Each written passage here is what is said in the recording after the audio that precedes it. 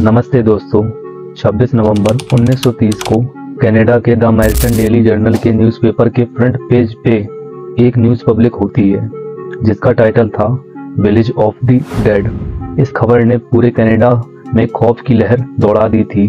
North Canada में एक पूरा कबीला रातों रात बिना किसी निशान के गायब हो चुका था। नॉर्थ कनाडा के दूर दराज के इलाकों में मौजूद ये एंजुकुनी लेक, जिसके किनारे पर एक छोटी बस्ती एस्किमो नामक ट्राइब रहता था। इसमें करीब 100 से 150 लोग रहते थे और इस लेक में मछलियां पकड़कर अपना गुजारा करते थे। ये नॉर्थ कनाडा का वो एरिया है जहां हजारों नहीं बल्कि लाखों स्क्वायर किलोमीटर के एरिया पर सिर्फ चंद हजार लोग रहते थे और इसकी वजह यहाँ का बहुत ही मुश्किल मौसम है। एंजुकुनी लेक में मछलियों के अलावा आसपास के और भी कई दूसरे जानवरों के शिकार भी किया जाता था और शिकार करने के लिए यहाँ कई शिकारी आते थे। ये नवंबर 1930 का एक बहुत ही ठंडा दिन था। जो लेबेल नामक एक शिकारी इस इलाके में और वो शिकार में इस तरह व्यस्त हो गया कि उसे पता ही नहीं चला कब अंधेरा हो गया। उसके मन में एक आइडिया था कि वो पहले की तरह लेक एंजुकुनी के किनारे एस्किमो नामी कबीले में जाकर रात गुजार लेगा। इस कबीले के लोग बाहर से आए हुए लोगों की सेवा करने के लिए बहुत ही मशहूर थे। जो लेबेल ने अपना सामान बांधा और एस्किमो की तरफ चल पड़ा। ये एक चांदनी रात थी, लेकिन दूर दूर तक बिल्कुल खामोशी छाई थी। ना ही कोई शख्स नजर आ रहा था और ना ही किसी की आवाज़। वो सिर्फ अपने कदमों की आवाज़ सुन पा रहा था। हालांकि जो पहले भी ऐसा कर चुका था, लेकिन आज कुछ ना कुछ अब नॉर्मल ज़रूर था। वैसे नॉर्मली जब भी वो इस बस्ती के पास पहुंचता तो कुत्तों के भौंकने की आवाज़ें आने लगती थी, जो कि बस्ती वालों ने पाल रखे थे।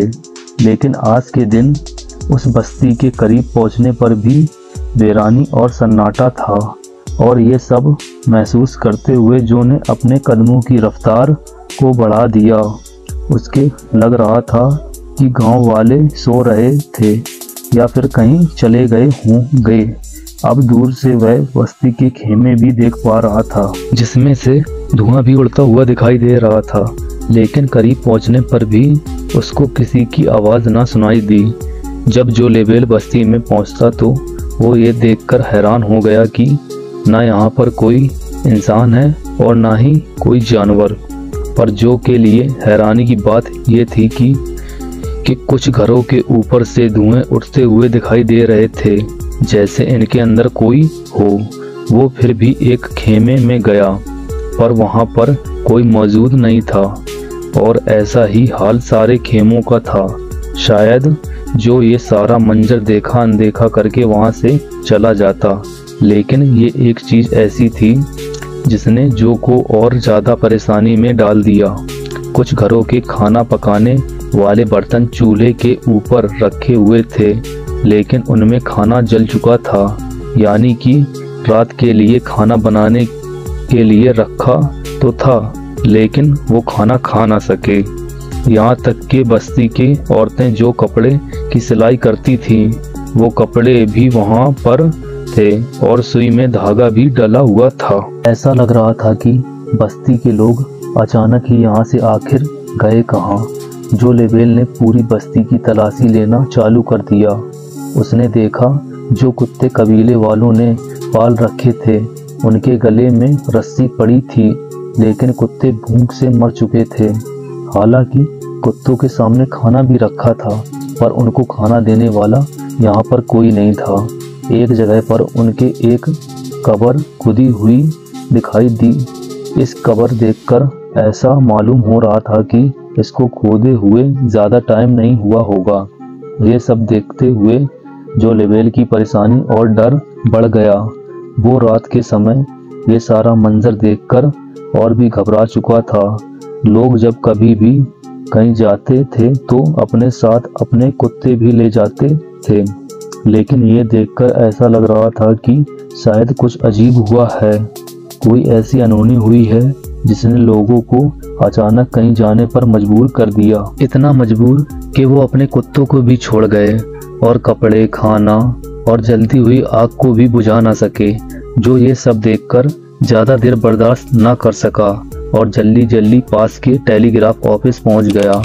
वहां उसने रॉयल कैनेडियन माउंटेन पुलिस को खबर दी और आंखों देखा हाल सुनाया। पुलिस जब गांव में पहुंची तो जो लेवेल ने जो कुछ बताया था वो सच साबित हुआ। पुलिस को शक हुआ कि शायद यहाँ पर किसी ने हमला कर दिया था और बस्ती के सारे लोगों को मार दिया। लेकिन अगर ऐसा होता तो बस्ती के कहीं तो खून के निशान मिलते, खून न मिलता तो मार धाड़ की वजह से कुछ सामान ही बिखरा होता। पुलिस तुरंत ही गांव वालों को खोजने के लिए एक सर्च ऑपरेशन चलाया। इस सर्च ऑपरेशन में एक बहुत ही अनोखी चीज देखने को मिली, जो शायद जो लेवेल ने भी नोटिस ना करी होगी। सारी बस्ती बर्फ से ढकी हुई थी, लेकिन उसमें किसी के भी पांव के निशान नहीं थे। वहां सिर्फ एक ही शख्स के पांव के निशान थे, जो खुद जो लेवेल के पांव के निशान थे। इस बस्ती में जो के अलावा कोई आया नहीं और कोई गया नहीं, तो आखिर बस्ती वाले गए तो गए कहाँ? लेक के ऊपर बर्फ जमी हुई थी और बस्ती वालों की नाव जमीन पर खड़ी हुई थी, क्योंकि इस मौसम में मछलियों का शिकार नहीं होता है। इस वजह से नाव को जमीन में पार्क कर दिया जाता था। अगर बस्ती वालों को तैर कर कहीं जाते या उनको किसी ने मार कर लेक में फेंक दिया होता तो लेक के ऊपर की बर्फ की परत कहीं न कहीं से टूटी या बिखरी हुई होती।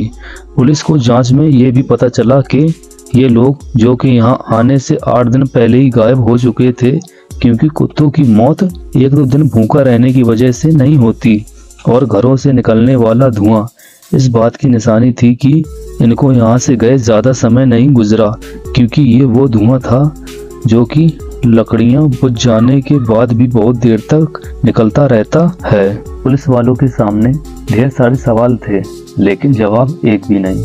कई महीनों के सर्च ऑपरेशन के बाद आखिरकार इस केस को अनसॉल्व्ड का ठप्पा लगाकर हमेशा हमेशा के लिए बंद कर दिया गया और वक्त के साथ लोग भी इसे भूल गए।